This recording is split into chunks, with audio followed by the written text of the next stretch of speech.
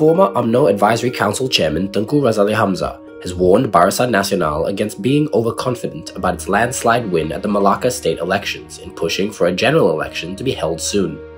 The Umno veteran said the party must not be deluded, as many Malakans did not cast their ballots at the state election, in which a total of 326,068 votes were cast, or 65.8% of registered voters in the state. Tengku Razaleigh, known by many as Coolie, said these voters would rather wait and see for the next general election, which is anticipated to be held next year.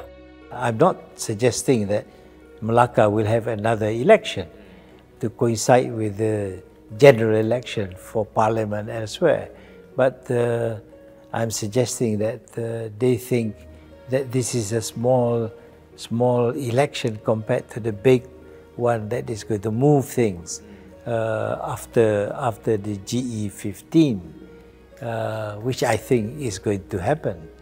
But it is a clear warning to everybody, including in UMNO, that don't be overconfident.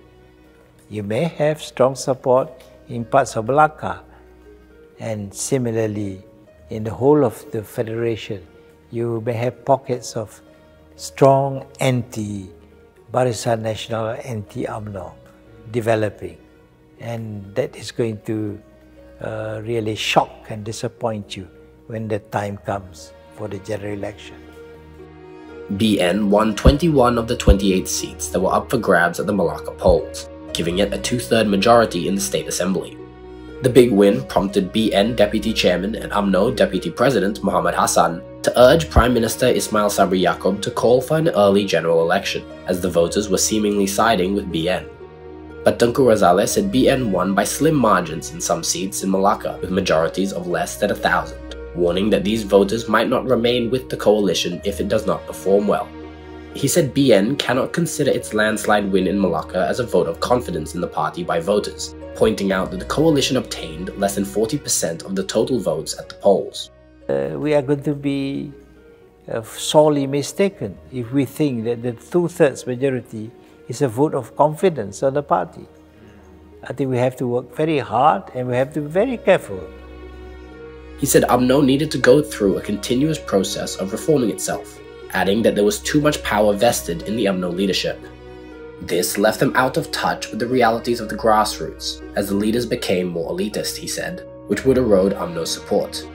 Referring to the resolution taken at the party's annual general meeting, he said, for instance, a resolution said you break your relationship or whatever kind of cooperation you have with Bersatu. After that is over, you have a cabinet full of these people. How can you do that? And you think the people on the ground doesn't understand all this move? You can't cheat them, you know, and don't insult their intelligence.